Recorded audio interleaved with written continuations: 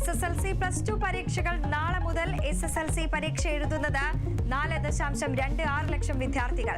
4 ലക്ഷം വിദ്യാർത്ഥികൾ +2 പരീക്ഷ എഴുതും. പരീക്ഷകൾ അവസാനിക്കുന്നത് മാർച്ച് 26-ന്.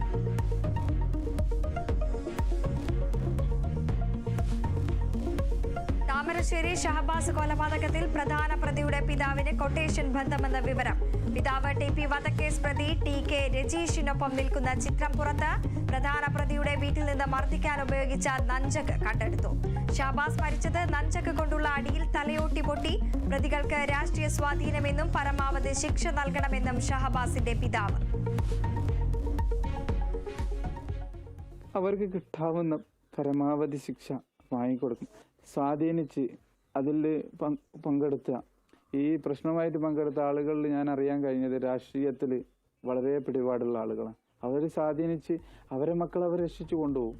വീണ്ടും ഈ ഒരു സ്റ്റേജിലേക്ക് തന്നെയാണ് എത്താൻ.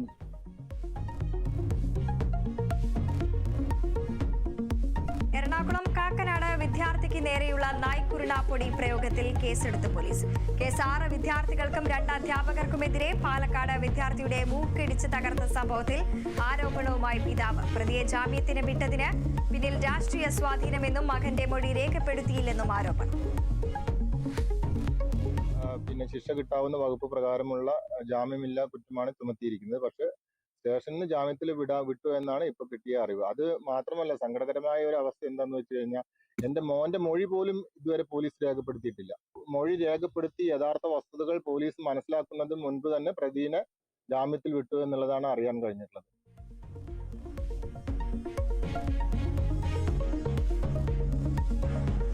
കാഞ്ഞങ്ങാട് വാട്സാപ്പിലൂടെ മുത്തലാഖ് ചൊല്ലിയെന്ന പരാതിയിൽ ഭർത്താവിനും കുടുംബത്തിനുമെതിരെ കേസ്.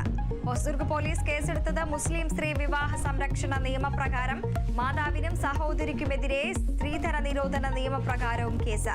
കല്ലൂരാവി സ്വദേശിയായ 21 വയസ്സുകാരിയെ വാട്സാപ്പ് വഴി മുത്തലാഖ് ചൊല്ലിയത് കഴിഞ്ഞ മാസം 21-ന്.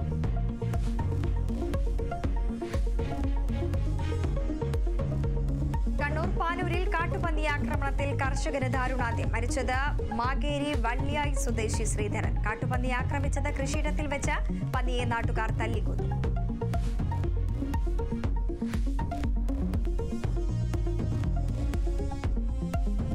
വയനാട് മേപ്പാടി നെടുമ്പാലയിൽ വേലിയിൽ കുടുങ്ങിയ പുലിയെ മയക്കുവെടി വെച്ച് കൂട്ടിലേക്ക് മാറ്റി. പുലി വീണത് മൃഗങ്ങളെ കുടുക്കാൻ വെച്ച കെണിയിലെന്ന DFO. വയറിന് പരിക്കേറ്റ പുലിയുടെ നില ഗുരുതരം.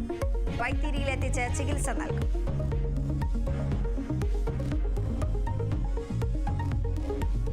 എറണാകുളം കളമശ്ശേരിയിൽ വീണ്ടും മഞ്ഞപ്പിത്ത വ്യാപനം രൂക്ഷം. രോഗവ്യാപനം ആദ്യം സ്ഥിരീകരിച്ചത് സ്വകാര്യ സ്കൂളിലെ വിദ്യാർത്ഥികളിൽ. രോഗവ്യാപനം നിയന്ത്രണ വിധേയമെന്ന് ആരോഗ്യവകുപ്പ്.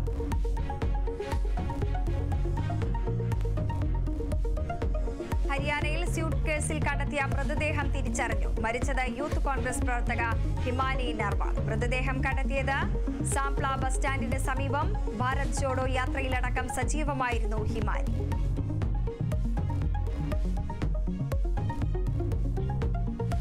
ചരിത്രമെഴുതി അമേരിക്കൻ സ്വകാര്യ സ്പേസ് കമ്പനി ഫയർഫ്ലൈ. ചന്ദ്രനിൽ സോഫ്റ്റ് ലാൻഡിംഗ് നടത്തി ബ്ലൂ ഗോസ്റ്റ് ലാൻഡർ. നേട്ടം കൈവരിക്കുന്ന 2ാമത്തെ സ്വകാര്യ കമ്പനി. ദൃശ്യങ്ങൾ കാത്ത് ശാസ്ത്രലോകം.